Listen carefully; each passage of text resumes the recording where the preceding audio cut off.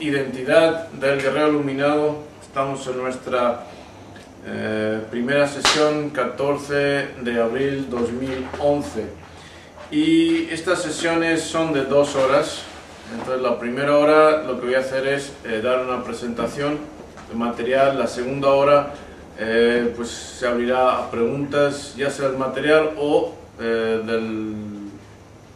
otros materiales que se publican en blogs, etc. ¿Okay? Entonces, de la segunda parte más o menos continuaremos con nuestra tradición de seminario con Shodai, pero la primera parte vamos a enfocar en material didáctico. Si tenéis preguntas, pues lo dejamos para la segunda parte de la sesión.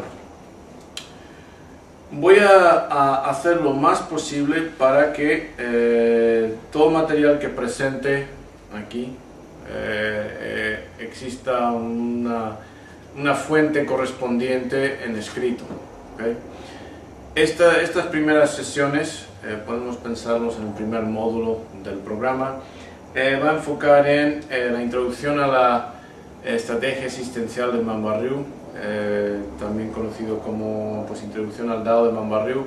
Hay un blog, daodemambarryu.blogspot.com, creo que es tal como suena, Dao, que se pronuncia Dao, donde está,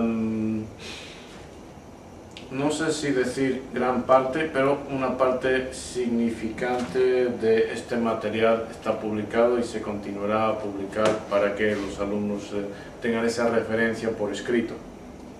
Bueno, entonces vamos a otra cosa.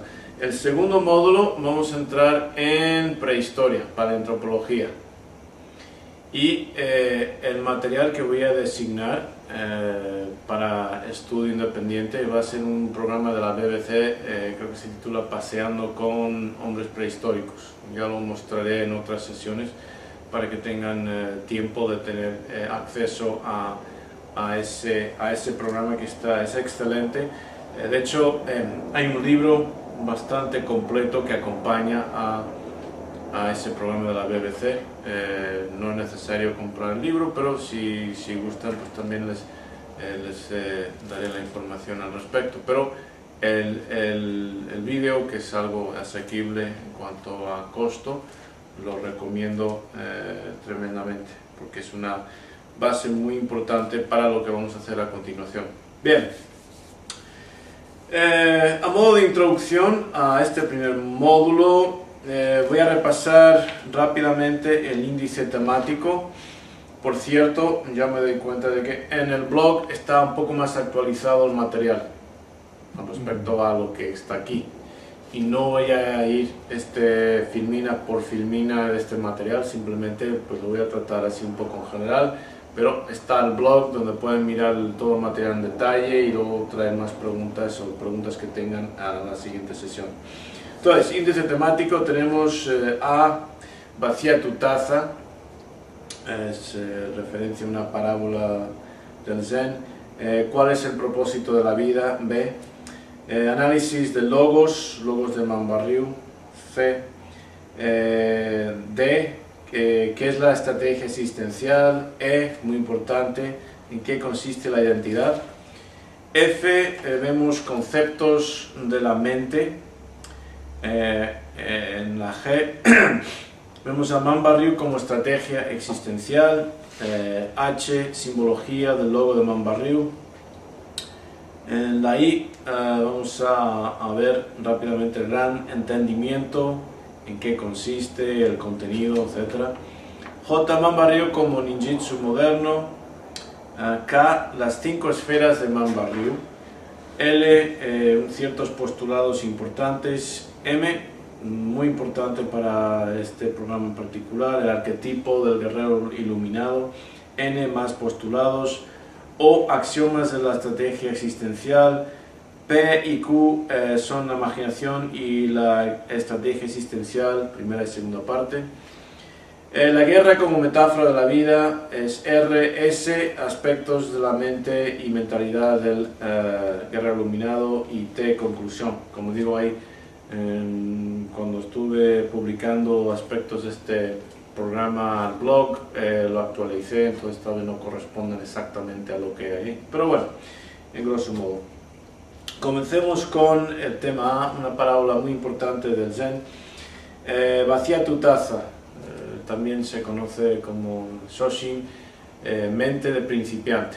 Y aquí la importancia de esta parábola está en que cuando uno se aproxima o se acerca para estudiar una temática, un fenómeno, un problema, es vaciar su mente del conocimiento que traiga anterior, o sea, dejar los esquemas anteriores a un lado, porque si no lo que sucede es con esos esquemas no tenemos una apreciación directa del material, del fenómeno, del programa, etcétera, que estamos estudiando, sino lo vemos a través de los filtros, los esquemas que traemos con nosotros.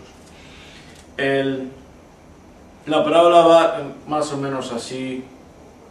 Un profesor, digamos un profesor de religiones, va a visitar a un monje zen, en este caso es el Nani, un monje famoso, y se acerca al monasterio. El monje, el maestro, le invita a sentarse. El profesor quiere inmediatamente hablar del zen.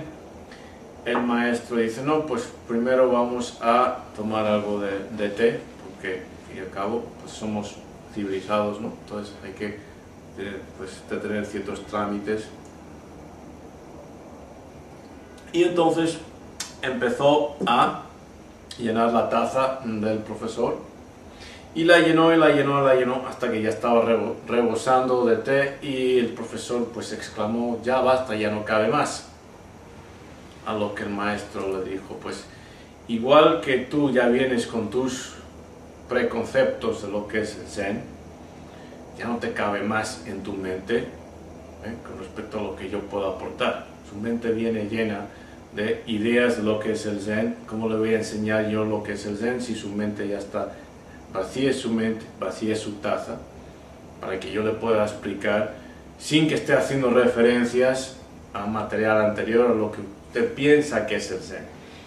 Porque eso es cierto, o sea, una cosa es estudiar algo académicamente, otra cosa es hacerlo. Entonces es muy importante. Anecdóticamente me acuerdo la primera vez que estudié italiano, pues fue medio desastre. ¿Por qué? Porque nunca lo vi, en ese momento no lo veía como un idioma propio, sino como un castellano mal hablado, o sea, como una distorsión del español. Entonces pues no me entraba el italiano, no conseguí aprender italiano. No fue hasta que después dije, no, voy a aprender el italiano y apreciar el italiano por lo que es otro idioma, independiente, con su cultura, con su historia, con su aportación, con sus modismos, con sus conceptos, con sus ideas, etc. Y entonces pues otra experiencia completamente distinta. Claro que siempre hay momentos después o durante el aprendizaje para hacer comparaciones con lo que hemos aprendido, estudiado, creído anteriormente. Pero durante el aprendizaje propio, queremos enfocar, tratar de absorber las cosas tal y como nos las presentan, y no a través de lo que creemos que sabemos de antemano. Ok, entonces ese es el concepto de vacía tu taza, Shoshin, mente de principiante. El principiante, cuando ve un problema, solamente ve posibilidades. El maestro inmediatamente limita las posibilidades, y eso tiene sus pros y sus contras. En ajedrez, por ejemplo, es importante tener esa maestría de ver una posición, ver el tablero, ver la posición respectiva de las piezas, e inmediatamente descartar posibilidades, enfocar en probabilidades, etc. Eso es lo que distingue el maestro, gran maestro, del principiante. El principiante, pues como no tiene esa base de datos de conocimiento, pierde mucho tiempo tratando de resolver problemas que no existen, amenazas que no son, etc. Bien, sin embargo, lo que sí es cierto, por otra parte, es que las grandes innovaciones en casi cualquier disciplina vienen de gente de afuera, gente con una mente limpia, o sea, vacía de preconceptos, de las limitaciones establecidas del paradigma dominante, ¿okay? Y ven las cosas, pues esto se puede resolver así, etc. Muy importante tener eso en cuenta. Por eso, yo personalmente, aún estudiando aspectos de artes marciales que he estudiado durante décadas, cada vez que comienzo un estudio, una práctica, enfoco como si fuera la primera vez, que diera un puñetazo. Claro, ese puñetazo lo he dado miles, quizá centenares de miles de veces en mi vida, pero cada vez es un puñetazo nuevo. Importante concepto del mindfulness que vamos a aprender, por supuesto, de aquí a poco. Ok, entonces continuamos con este módulo Introducción a la Estrategia Existencial, el Dao de Manbarrio. El segundo tema, ¿cuál es el propósito de la vida? Fundamental, ¿verdad? Fundamental. ¿Cuál es el propósito? Y aquí tengo unas citas del Dalai Lama. Hace algunos años, Dalai Lama, que ganó el Premio Nobel de la Paz en 1989, dijo que como seres humanos todos queremos ser felices y estar libres de miseria. Hemos aprendido que la clave a la felicidad es la paz interior. Los mayores obstáculos a la paz interior son las emociones perturbadoras como la ira, el apego, el miedo y la sospecha. Mientras que el amor y la compasión, junto con un sentimiento de responsabilidad universal, son las fuentes de la paz y de la felicidad.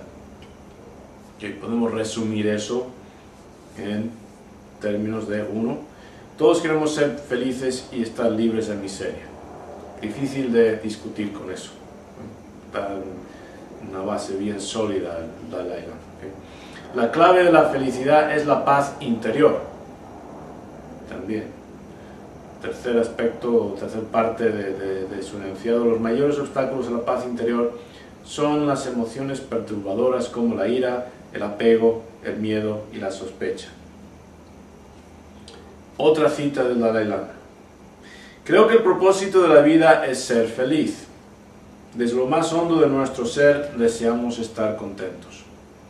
Bien, entonces las palabras del Dalai Lama resuenan como verdades aplastantes y se pronuncian con una lógica clara y coherente. El propósito de la vida, uno, es el de ser feliz. No obstante, nuestra felicidad nos la impiden causas internas en la forma de pensamientos y emociones indeseados y no necesariamente factores externos a nuestro control. Gran parte de la sabiduría de la vida consiste en la respuesta a las siguientes dos preguntas. Por lo tanto, como conclusión, ¿en qué consiste la felicidad? ¿Cómo se consigue? Si podemos, es cuestión de lógica, si podemos aceptar, y creo que todos pueden más o menos estar de acuerdo en esta premisa, que el propósito de la vida es de ser feliz, pues tenemos que decidir ahora en qué consiste la felicidad y cómo conseguirlo. El objetivo de la estrategia existencial, y todo este módulo es introducción a la estrategia existencial, consiste en encaminar al individuo a encontrar respuestas precisamente a esas dos preguntas. ¿En qué consiste la felicidad y cómo conseguirla? Que aunque no sepan de antemano esto, todos los programas de Manbarrio, sin excepciones, se enfocan en ayudar a los alumnos y discípulos a encontrar para sí mismos las respuestas a esas dos preguntas. Ahora cabe preguntarse, pues, ¿en qué consiste una estrategia existencial? Pues, para empezar, en saber en qué consiste la felicidad. Eso es lo que toda estrategia existencial tiene que proveer, el saber cómo conseguirla. Y curiosamente, o paradójicamente, y vamos a manejar mucho esa palabra, paradójicamente, en el reconocimiento de que ambos, 1 y 2, son una misma cosa. La felicidad y el camino hacia ella son las dos variantes de la misma, dos caras de la misma moneda. ¿Okay? O sea, el destino y el camino hacia el destino son lo mismo en cuanto a lograr ser felices. Siguiente tema. Aquí, este tema, análisis de los logos asociados con la estrategia existencial, van a tener que hacer referencia al blog donde están los logos. Uno de ellos, la estrategia existencial, tienen en el centro una cara de un lince. Alrededor tiene unas huellas de lince paseando, y en un lado dice conocimiento, en otro lado dice sabiduría, y abajo del todo hay un búho. Rápidamente, el lince, ¿qué representa? Representa la videncia más allá de la percepción, ver más allá de lo que la apariencia de las cosas, adentrarse en los secretos del oculto.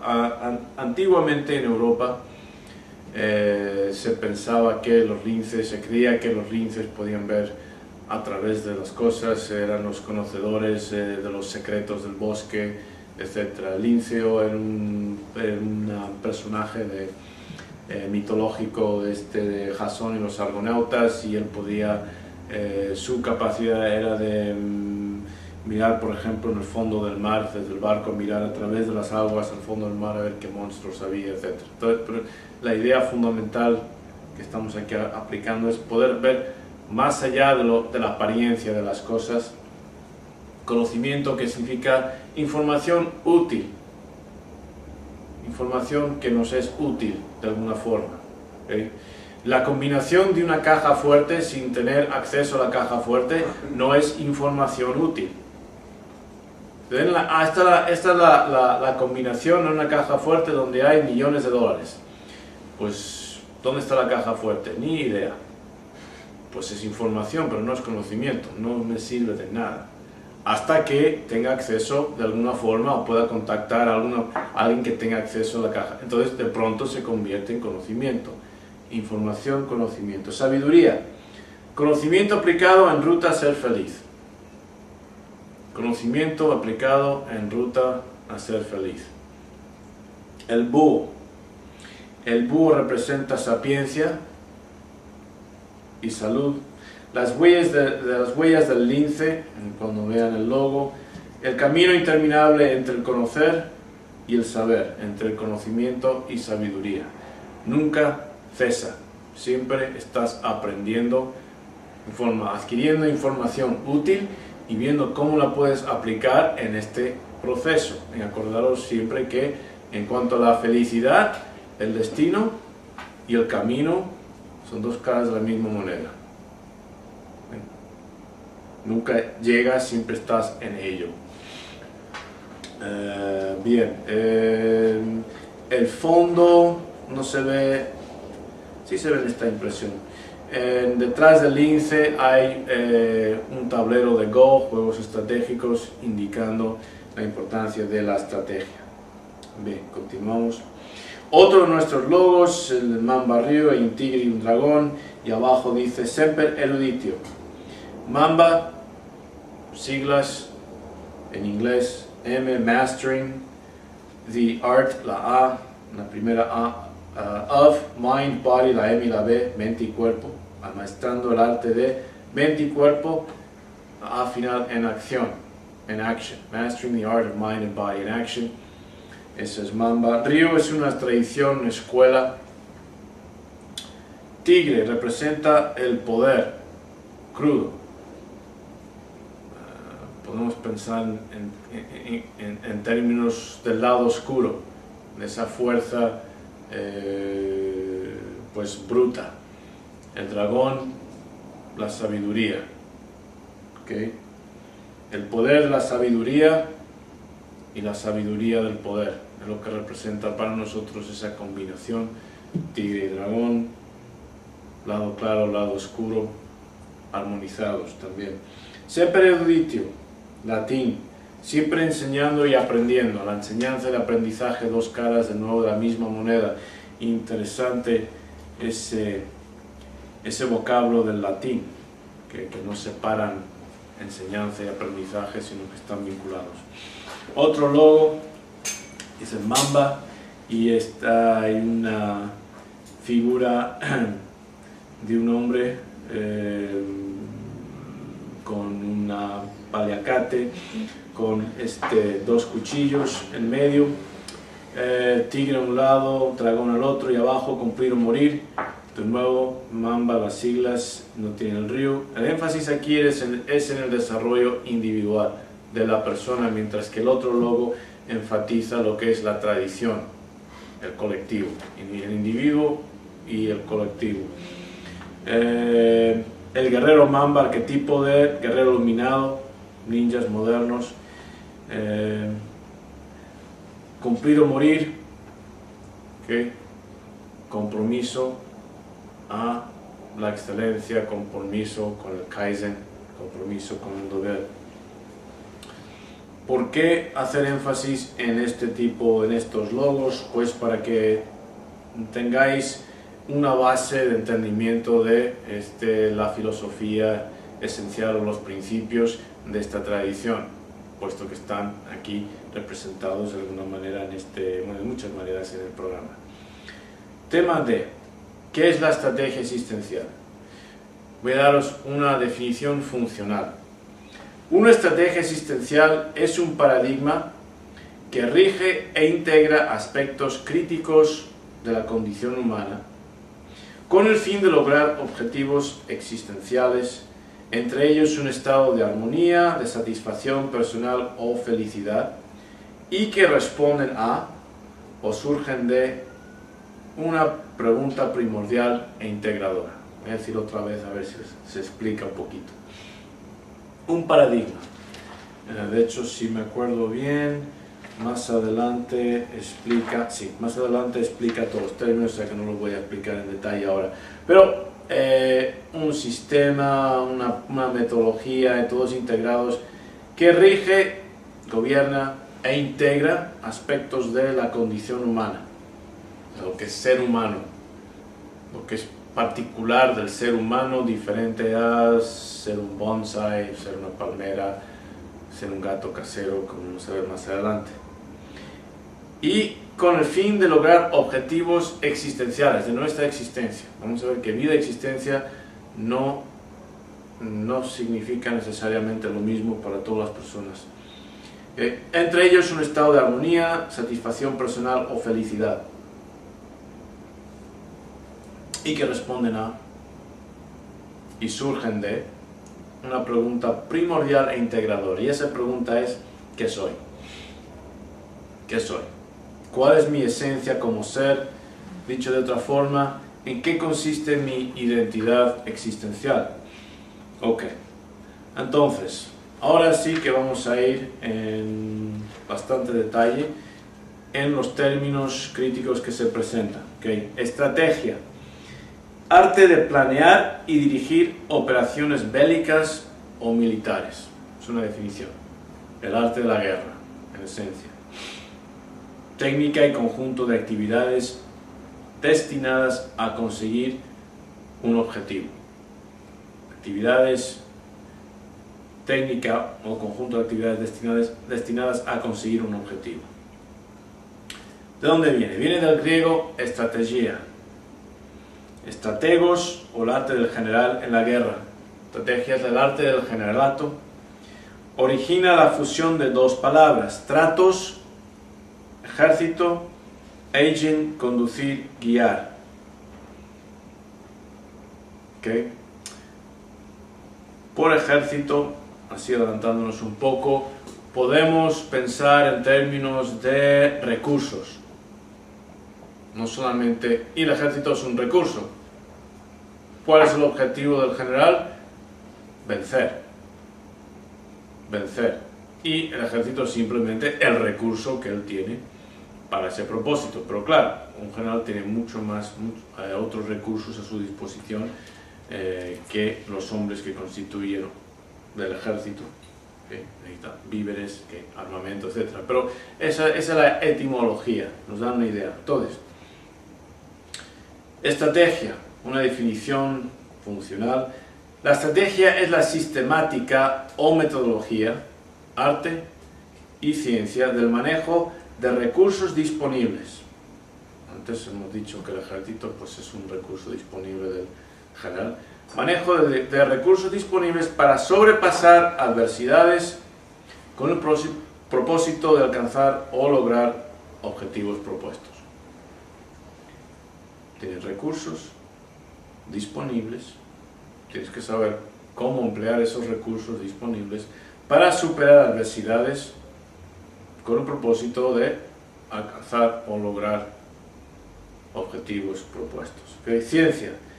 ¿Ciencia en qué? En el sentido de que hay una serie de conocimientos, un currículo prospecto de ideas organizadas que contribuyen necesariamente a la formación de la estrategia asistencial como disciplina. Ciencia, o sea que hay una metodología, hay una disciplina, hay fórmulas de cómo emplear estos recursos. No es solo al azar, hay principios que se han estudiado, se han aplicado, se han sometido a diferentes pruebas. Arte. Arte en el sentido de que su aplicación requiere talento individual, experiencia de vida y expresión personal. Que a pesar de que pues, existe una parte sistemática de cómo emplear la estrategia, también está la parte artística. El talento individual, ese genio que una persona puede traer a la situación, de cómo aplica las reglas. Es igual que no todos los matemáticos son iguales. La matemática puede ser igual, pero dependiendo de cómo los matemáticos la aplican, pueden descubrir teoremas nuevos o incluso matemática nueva.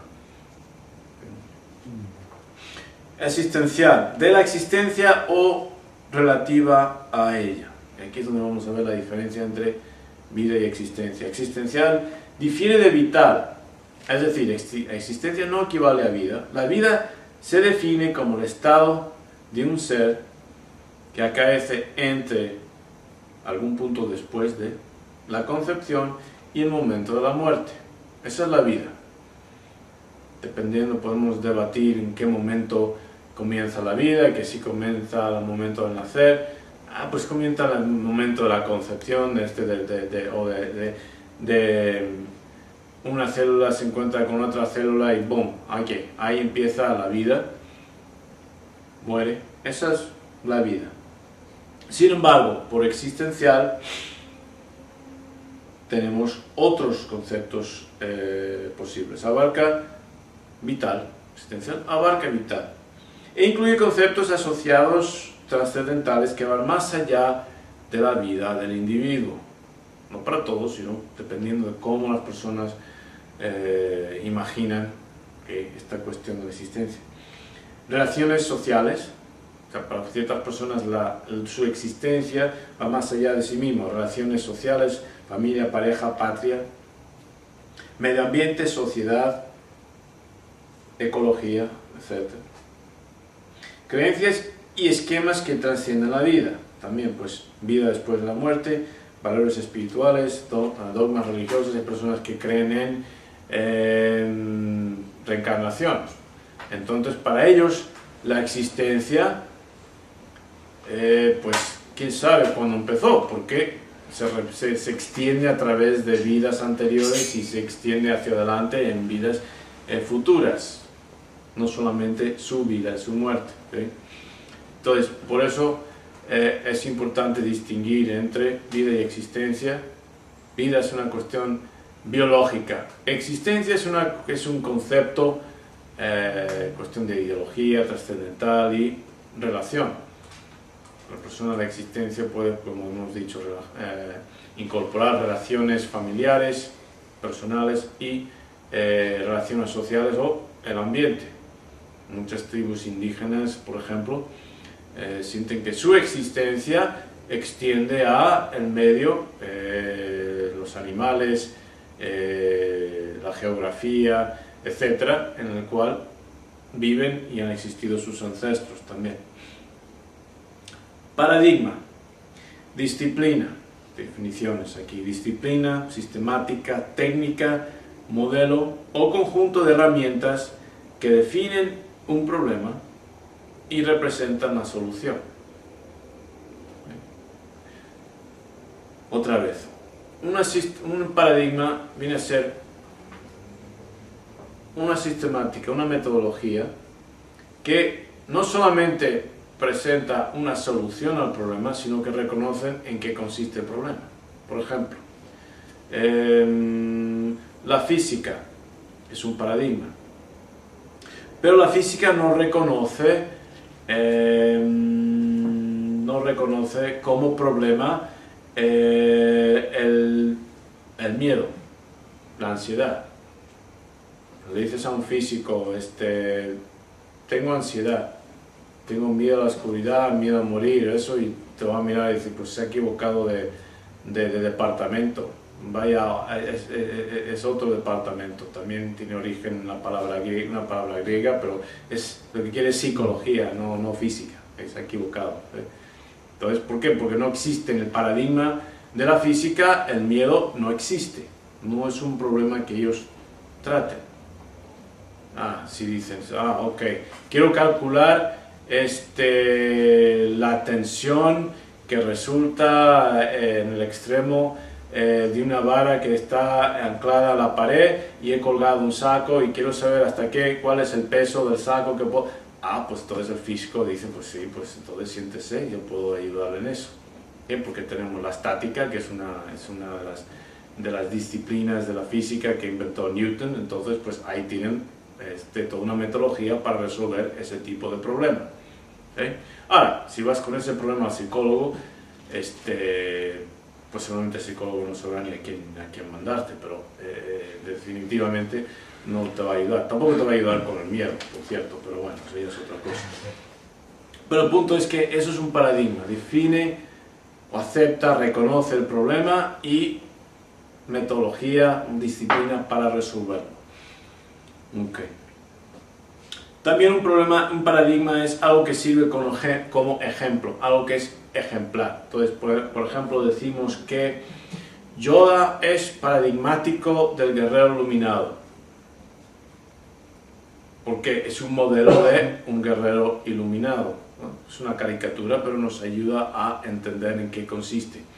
O el maestro Uguay de Kung Fu Panda, ¿okay? Otro, por ejemplo. ¿Okay? Ejemplos de paradigmas. Vamos a comparar el boxeo y la lucha olímpica. Creo que todo el mundo sabe en qué consiste la lucha olímpica, ¿verdad? Sí,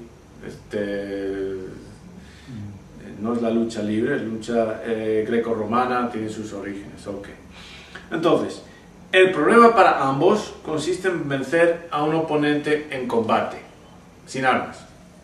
Ambos boxeo y lucha olímpica comparten el problema, vencer a un oponente en combate mano a mano sin armas. Bien. Entonces, la definición del problema mismo del combate, sin embargo, difiere. El objetivo es el mismo, pero la definición del problema es diferente. El concepto de la victoria es diferente y, como consecuencia, la sistemática, las técnicas y el conjunto de herramientas para lograr la victoria también son diferentes. Que para el luchador, ¿cómo gana ¿en qué consiste la victoria? Pues o se rinde el oponente o tiene que poner al oponente en una situación física en la cual sus omóplatos, sus hombros están pegados a la colchoneta durante una cuenta de 3. Recuerdo bien, 3 segundos. Si logra eso, gana. Para el boxeador, pues es acumulación de puntos, o también para el luchador acumulación de puntos, pero vamos a hablar de la diferencia. Acumulación de puntos o noqueo, que pierda el conocimiento. ¿Okay? Pues muy diferente. ¿Cómo se consiguen los puntos en el boxeo? Con golpes. Si golpeas en la lucha olímpica, pierdes porque te van a expulsar. Entonces definen la solución, es muy diferente. ¿Okay? ¿Cómo ganas que en lucha olímpica? Pues tienes que tirar a tu oponente, mantenerle en una posición que no se pueda levantar X tiempo, etc. La definición de la victoria es muy diferente, sin embargo, el problema tiene que ver, es muy relacionado, vencer a un oponente en combate. ¿Okay? En boxeo son golpes, en lucha son proyecciones y inmovilizaciones, ¿okay? En la colchoneta. ¿Okay? Entonces las herramientas, todas las técnicas son completamente diferentes en ambos casos. ¿Okay? Dos paradigmas de combate mano a mano distintos. Nuestra definición funcional, volviendo a eso, la estrategia existencial es un paradigma que rige e integra aspectos críticos de la condición humana, que los define y los integra, los tiene en cuenta en cuanto a la solución. ¿Cuál es la solución? ¿Cuál es el objetivo? El objetivo es llevar al ser humano a un estado de armonía, satisfacción personal o, digámoslo, felicidad, que responden, de nuevo, y surgen de una pregunta primordial e integradora. ¿Cuál es? ¿Qué soy? ¿Qué soy? Ya antes de quién soy, ¿qué soy? ¿Cuál es mi esencia como ser? ¿En qué consiste mi identidad? Faltan por definir condición humana, o también conocido como la condición existencial humana, pero este concepto está relacionado íntimamente con la pregunta clave, ¿qué soy? Analizando, entendiendo el qué soy, va a surgir esta cuestión de la condición humana. Y vamos a responder a esa pregunta por una técnica que podemos llamar progresión analógica, o sea, por sucesivas analogías relevantes. Vamos a aplicar esta pregunta y comenzar con el gato casero. Pues, ¿qué soy? Un gato casero. ¿En qué consiste la condición existencial de un gato casero? Dicho de otra forma, ¿cuáles son los problemas, las preocupaciones, los desafíos, los objetivos de la vida de un gato casero? Problemas, pues tal vez cómo escaparse de la casa cuando le conviene, cómo volver a entrar en la casa cuando le conviene, que el perro vecino no le muerda. No tiene muchos problemas en realidad un gato casero, que llegar a tiempo cuando le pone la comida en el plato y escaparse, no hacer caso de cuando le llaman, hacer lo que da la gana. Esos son, pues, no tiene grandes desafíos y sus objetivos de la vida pues son simplemente lo mismo: comer, salir, vagabundear, que no le muerda el perro del vecino, que no le atropelle un carro, etc. No hay gran cosa, ¿okay? Ahí. Seguimos con nuestra progresión analógica. ¿Qué soy? Soy un tigre en la selva. ¿Okay? Un tigre en la selva. ¿Qué consiste la condición existencial de un tigre en la selva? Es decir, ¿cuáles son sus problemas, sus preocupaciones, desafíos, objetivos? Pues ya es un poco más complejo, porque entre otras cosas el tigre en la selva tiene que comer por su cuenta. Tiene que comer por su cuenta, tiene que mantener un territorio para ese propósito, para comer, para que no entren otros tigres, otros depredadores a competir con él. Reproducción, ¿okay? Si es varón, pues tiene que encontrar hembras para reproducir, tiene que competir con machos para ese propósito, ¿okay? Pero esas son sus preocupaciones en realidad. Salvo los seres humanos, los tigres no tienen enemigos naturales. ¿Okay? Pero esas son sus preocupaciones, más bien sobrevivir y reproducir, o asociados con ese. Continuamos. ¿Qué soy? Un chimpancé salvaje. ¿Qué? Un chimpancé salvaje. ¿Qué es un chimpancé? Pues Pan troglodytes forma parte de la familia Hominidae. Es interesante, ¿no? ¿Quién está en esa familia? Pues el bonobo, que es una especie de chimpancé, el chimpancé propio, el gorila occidental, el gorila oriental, el orangután, el hombre. El chimpancé comparte el 99% de material genético con Homo sapiens sapiens. Como dirían los franceses, viva la diferencia, ¿no? Podemos estar agradecidos a ese 1%. Hace 5 o 6 millones de años, Homo sapiens sapiens y Pan troglodytes tuvieron un ancestro en común. Genéticamente lo más parecido a Homo sapiens sapiens en existencia contemporánea. ¿Por qué se preocupa el chimpancé comparado al ser humano? Pues se preocupa por conseguir alimentos, pues son animales jerárquicos, entonces pues se puede preocupar por ascender en la jerarquía. Los chimpancés pues son bastante inteligentes, entonces forman complots, a veces incluso asesinatos, etc. Las chimpancés son bastante promiscuas, cuando pueden se escapan y le ponen los cuernos a su pareja, se va a otra tropa y escondidas. Entonces, tienen ciertas, y no, esto va a sonar muy mal, pero tienen ciertos parecidos con nuestra especie en cuanto a su política y esto de engañar y etcétera, pero comparado con nosotros pues tienen más en común en cuanto a preocupaciones fundamentales en la vida con el tigre, mantener un territorio, mantener sus hembras, etcétera. También, claro, enseñar a sus bebés, cuidarlos, ¿no? Pero son cosas muy básicas.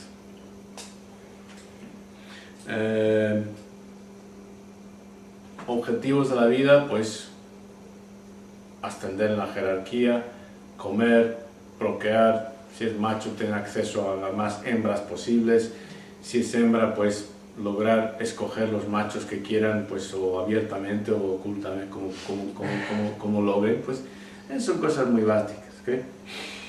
Neandertal, Homo sapiens neanderthalis, nombrado así porque encontraron los restos por primera vez en el Valle de Neander, en Alemania.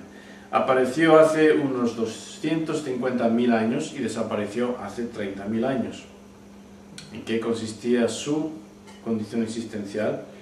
Bueno, pues igual que el hombre, nosotros, el hombre moderno, Homo sapiens sapiens, proviene de Homo erectus, o sea que eran pues prácticamente nuestros primos hermanos. Domesticó el fuego, fabricó algunas herramientas, armas también, artefactos artísticos burdos comparados con los nuestros, enterraba a sus muertos ritualmente y con comida y con artefactos para la otra vida. Fue contemporáneo con Homo sapiens sapiens durante bastante tiempo, era más fuerte, más robusto, mejor adaptado que nosotros.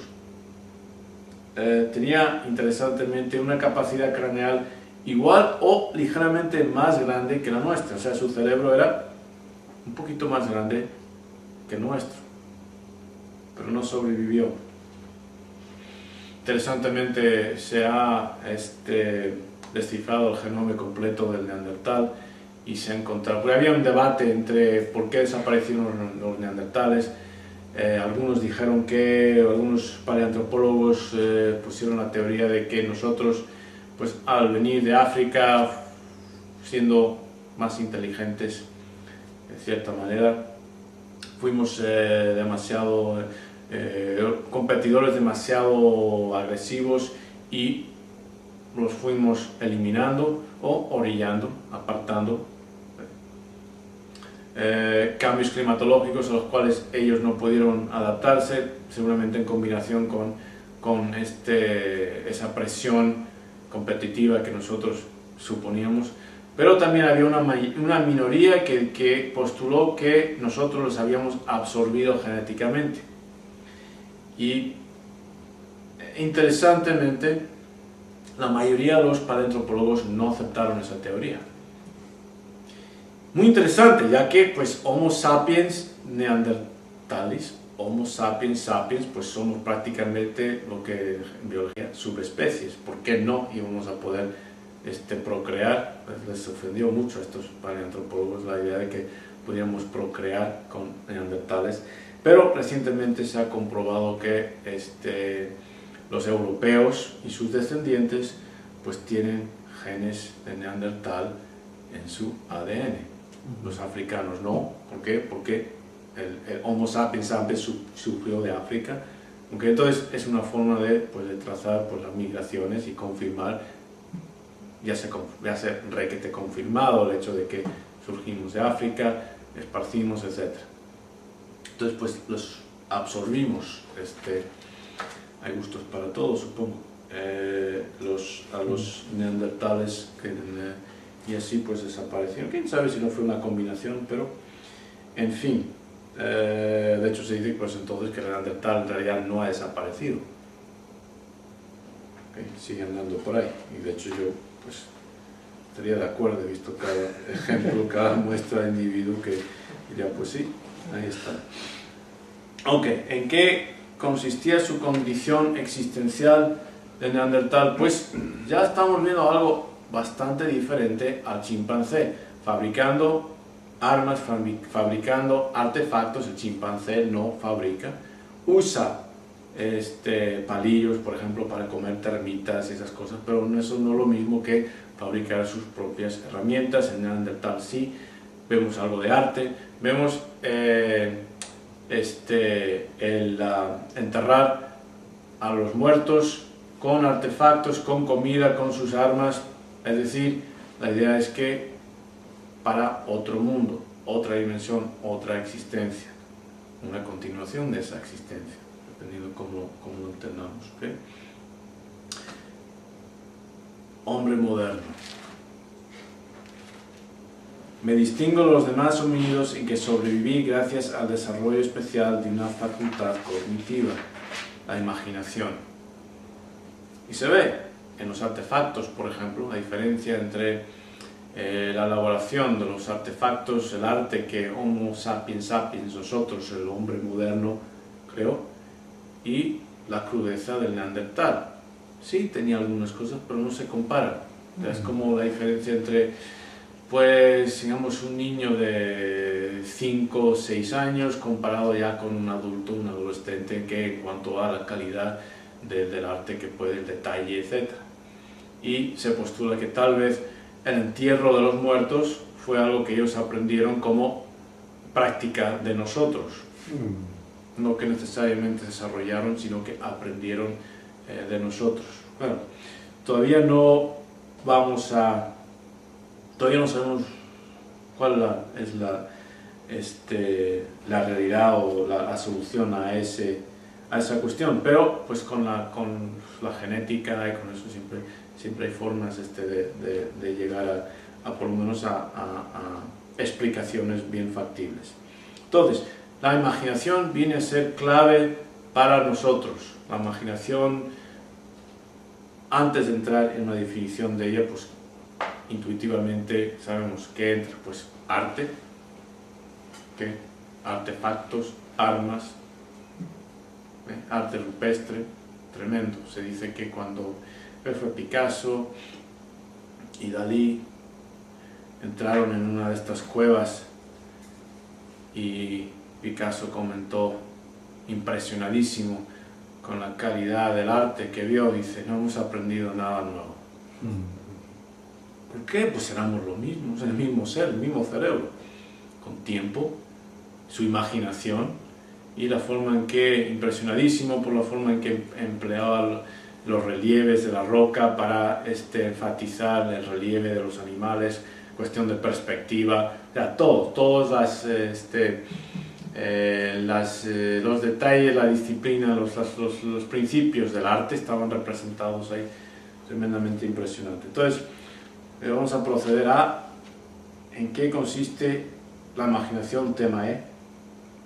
Diferentes definiciones. Facultad de la mente de representar imágenes de cosas reales o ideales. Facultad de la mente de representar imágenes. ¿Qué quiere decir eso? ¿Ve? Mi automóvil, Lexterra, gris metálico, facultad de mi mente de poder representarlo en mi cabeza. ¿Okay? Y de darme un paseo mental alrededor de él, reparando en lo sucio que está, ¿okay? Etcétera. Abrir la puerta, entrar, sentarme, arrancarlo, darme cuenta de que necesita servicio por el ruido que hace cada vez que lo enciendo, etcétera, y las lucecitas que prenden de sirva el motor, etcétera. Todas esas cosas, esa es la imaginación, es una cosa real, la puedo representar en mi cabeza. Ideales, representación de cosas ideales, un dragón. El dragón no existe, pero puedo imaginarme uno, volando, etcétera, lanzando fuego, poniendo un huevo, todo tipo de cosas caen bajo en términos de esta definición. Facilidad para idear o proyectar cosas nuevas. ¿Okay? En vez de un dragón que lance fuego, un dragón que lance hielo. ¿Por qué no? Un dragón que lance hielo, por ejemplo. O sea, podemos... la imaginación. Facultad de representar mentalmente objetos, personas, situaciones no presentes en la realidad. Es otra definición, pues sí, lo mismo que la externa, pues pueden ser personas, situaciones, memoria episódica, no presentes en la realidad. Recordamos algo, imaginamos nadando, nos recordamos nadando, todo eso tiene que ver con la imaginación y es voluntario. ¿Sí? Muy importante esos conceptos. El hombre moderno. Existo en el allá y el entonces de mi mente y muy poco en el aquí y ahora de la realidad. Con el hombre moderno escapamos del presente material concreto, del aquí y del ahora, y mentalmente estamos casi siempre en nuestra imaginación. Para comunicar, la comunicación, ¿okay? Es el uso de signos que representan otra cosa. Los ruidos que salen de mi boca los interpretamos como palabras que solamente tienen sentido porque podemos representar mentalmente, podemos atribuir, conectar una experiencia con ese sonido. De por sí, el sonido no significa absolutamente nada. Para la mayoría, imagino, de los presentes o de espectadores de este vídeo, si yo estuviera aquí hablando en chino, en mandarín, en vietnamita, no significaría absolutamente nada, serían ruidos. El momento en que podemos mentalmente asociar esos ruidos, esos sonidos, con experiencias, objetos, movimientos, procesos, ya tiene significado. ¿Y cuál es la facultad que nos permite todo ese proceso de atribuir o relacionar significado con esos signos? La imaginación. Vemos una palabra escrita, si entendemos el idioma, vemos P-E-R-R-O, perro. Lo leemos, mentalmente, pues para algunas personas será un chihuahua, para otros un pastor alemán, para algunos una Akita, quién sabe. Pero tal vez para la persona que no ha visto esa palabra escrita, porque es de otro idioma, no significa nada. Son garabatos. igual que para muchos occidentales y la mayoría, me imagino. Los kanji del japonés, ¿qué son? Parecen arañazos de gallina. ¿Qué significa? Es absolutamente nada, simplemente son unas marquitas. No tiene, para una persona que sabe leer, de pronto puede representar mentalmente, puede asociar una experiencia mental, tiene una representación mental que da significado a ese garabato. ¿Y cuál es la facultad cognitiva que media ese proceso? Pues la imaginación. ¿Okay? Entonces, el idioma, cada vez que leemos, cada vez que hablamos, estamos imaginando, y por necesidad tenemos que disasociarnos del presente, del aquí y del ahora, cosa que el chimpancé no hace, o no ni remotamente con la misma frecuencia que nosotros, mucho menos el tigre o el gato casero. Eso es lo que nos va a distinguir. Entonces, Homo sapiens sapiens, hombre moderno, arte, imaginación, lenguaje, imaginación, tecnología, herramientas de la caza, del trabajo y de la guerra, requieren imaginación, espiritualidad y religión. Sin imaginación no existe Dios, no existen espíritus, no existen santos, no existen poderes, no existe lo sobrenatural, no existe, por definir, sobrenatural, lo que está fuera de la natura. Pues si tu cabeza, tu mente, tu cerebro solamente puede estar aquí en la hora, pues no puedes estar conectado con la ya y el entonces, mucho menos algo que trasciende cualquier experiencia que tengas o hayas tenido. Necesitas esa capacidad, y eso es lo que nos distingue. Por eso acabamos o sobrevivimos de alguna forma al neandertal. Nosotros desarrollamos esa facultad más allá de ellos. Rápidamente, para terminar, como consecuencia de esa capacidad tenemos cuestiones existenciales y trascendentales. Somos el hombre que sabe, Homo sapiens sapiens, sabe que sabe. ¿Y qué es lo que sabe? Sabemos que vamos a morir. Somos el único animal que sabe que va a morir y puede estar atormentado por ese concepto. ¿Okay? ¿En qué consiste mi condición existencial como Homo sapiens sapiens? ¿Okay? Pues rápidamente, para terminar, continuamos precisamente en lo que surge de esa situación de que sabemos que vamos a morir. Las cuestiones existenciales para nosotros se dividen en tres: en ser, en deber y en estar. Y vamos a continuar la sesión que viene con esos tres temas. Estamos en la Filmina 98, bajo el tema aquí de este cuaderno, para que los alumnos tengan esa referencia por escrito. Bueno, entonces vamos a otra cosa. El segundo módulo vamos a entrar en prehistoria, paleoantropología, y el material que voy a designar para estudio independiente va a ser un programa de la BBC, creo que se titula Paseando con hombres prehistóricos. Ya lo mostraré en otras sesiones para que tengan tiempo de tener acceso a ese programa que es excelente. De hecho, hay un libro bastante completo que acompaña a ese programa de la BBC.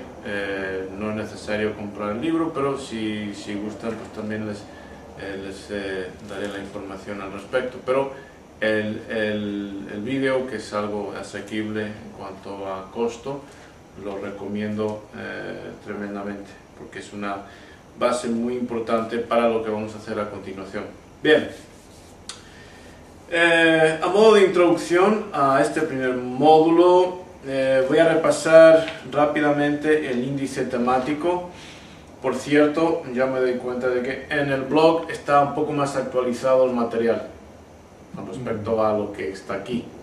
y no voy a ir filmina por filmina de este material, simplemente pues lo voy a tratar así un poco en general, pero está el blog donde pueden mirar todo el material en detalle y luego traer más preguntas o preguntas que tengan a la siguiente sesión.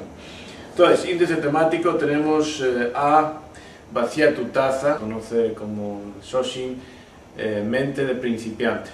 Y aquí la importancia de esta parábola está en que cuando uno se aproxima o se acerca para estudiar una temática, un fenómeno, un problema, es vaciar su mente del conocimiento que traiga anterior, o sea, dejar los esquemas anteriores a un lado, porque si no lo que sucede es con esos esquemas no tenemos una apreciación directa del material, del fenómeno, del problema, etcétera, que estamos estudiando, sino lo vemos a través de los filtros, los esquemas que traemos con nosotros.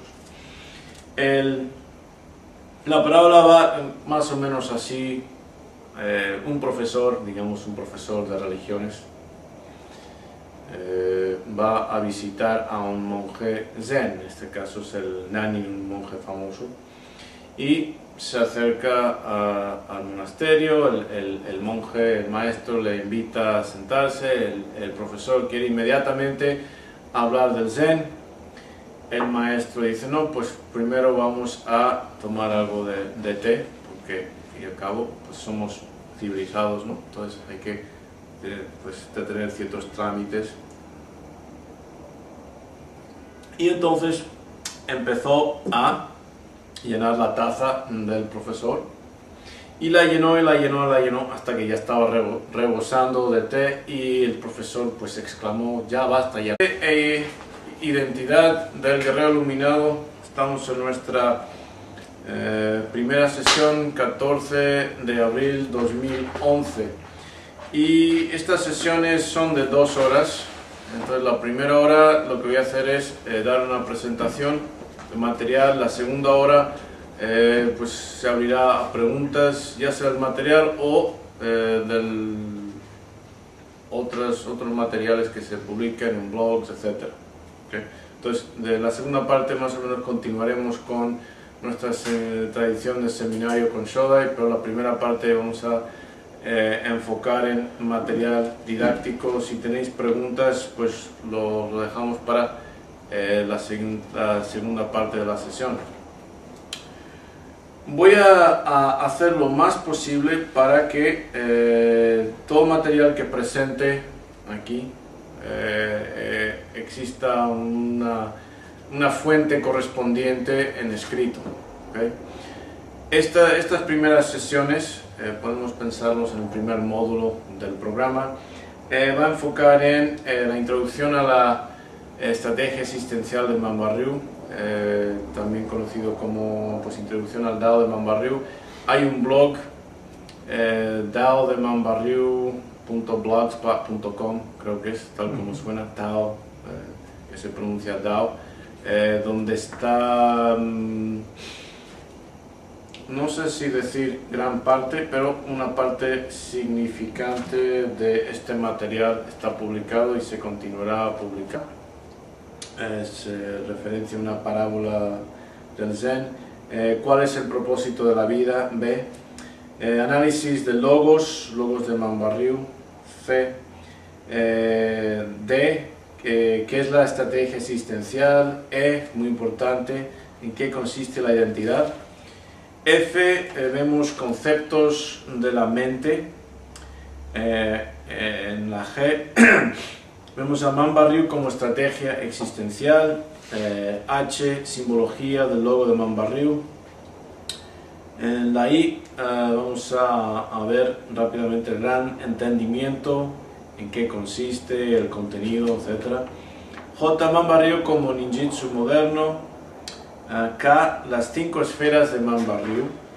L, ciertos postulados importantes. M, muy importante para este programa en particular, el arquetipo del guerrero iluminado. N, más postulados. O, axiomas de la estrategia existencial.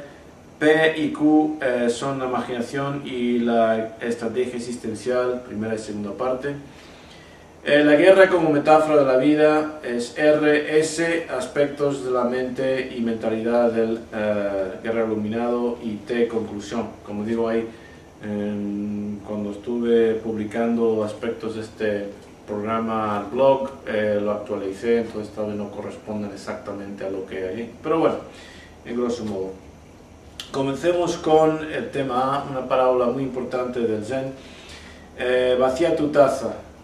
También se no cabe más, a lo que el maestro le dijo, pues igual que tú ya vienes con tus preconceptos de lo que es el Zen, ya no te cabe más en tu mente con respecto a lo que yo puedo aportar. Su mente viene llena de ideas de lo que es el Zen. ¿Cómo le voy a enseñar yo lo que es el Zen si su mente ya está vacía? Su mente, vacía su taza, para que yo le pueda explicar sin que esté haciendo referencias a material anterior, a lo que usted piensa que es el Zen. Porque eso es cierto, o sea, una cosa es estudiar algo académicamente, otra cosa es hacerlo. Entonces, es muy importante, anecdóticamente me acuerdo, la primera vez que estudié italiano, pues fue un medio desastre. ¿Por qué? Porque nunca lo vi, en ese momento no lo veía como un idioma propio, sino como un castellano mal hablado, o sea, como una distorsión del español. Entonces pues no me entraba el italiano, no conseguí aprender italiano. No fue hasta que después dije, no, voy a aprender el italiano y apreciar el italiano por lo que es otro idioma, independiente, con su cultura, con su historia, con su aportación, con sus modismos, con sus conceptos, con sus ideas, etc. Y entonces pues otra experiencia completamente distinta. Claro que siempre hay momentos después o durante el aprendizaje para hacer comparaciones con lo que hemos aprendido, estudiado, creído anteriormente, pero durante